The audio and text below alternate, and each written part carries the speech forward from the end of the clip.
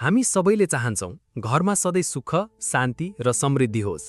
तर कहिलेकाहीँ यस्तो लाग्छ कि जतिसुकै प्रयास गर्दा पनि कुरा मिल्दैन। यस्तो किन हुन्छ? के वास्तवमै लक्ष्मी माताको आशीर्वाद पाउन केही विशेष तरिका हुन्छ? आज हामी यही कुरा सजिलो भाषामा बुझ्नेछौँ। नम्बर 1, सफा र पवित्र घर।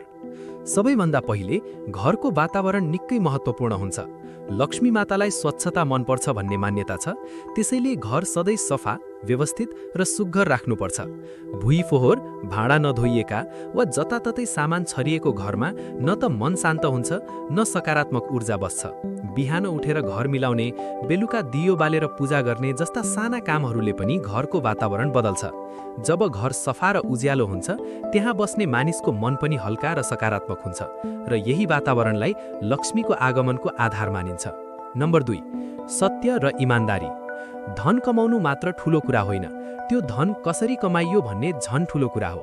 यदि कमाइमा धोका, छलकपट वा अरूलाई हानि पुर्याउने काम मिसिएको छ भने त्यस्तो धनले शान्ति दिँदैन। लक्ष्मी माताको आशीर्वाद त्यही पाइन्छ जहाँ मानिस इमान्दार हुन्छ, आफ्नो काम सच्चाइका साथ गर्छ र अरूको हक नखाने बानी राख्छ।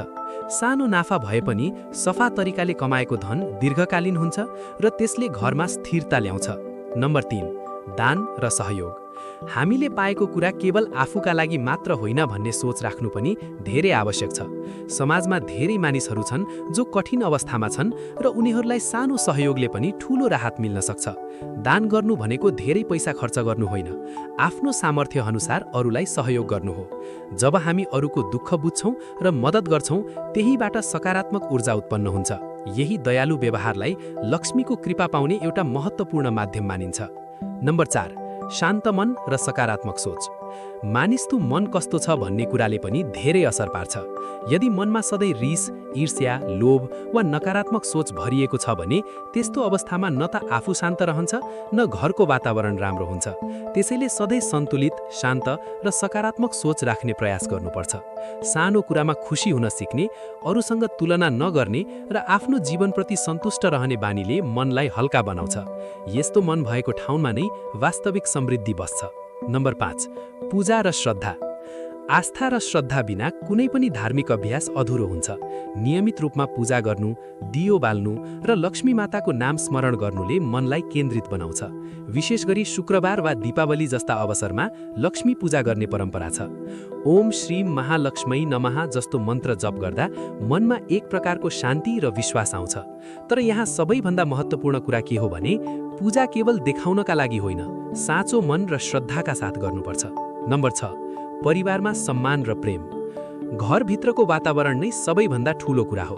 जहाँ बुढाबुढीको सम्मान हुन्छ, साना सदस्यलाई माया गरिन्छ र सबैले एकअर्कालाई सहयोग गर्छन्, त्यस्तो घरमा सधैँ सकारात्मक ऊर्जा रहन्छ। झगडा, अपमान र असन्तुष्टि भएको घरमा कहिल्यै शान्ति हुँदैन।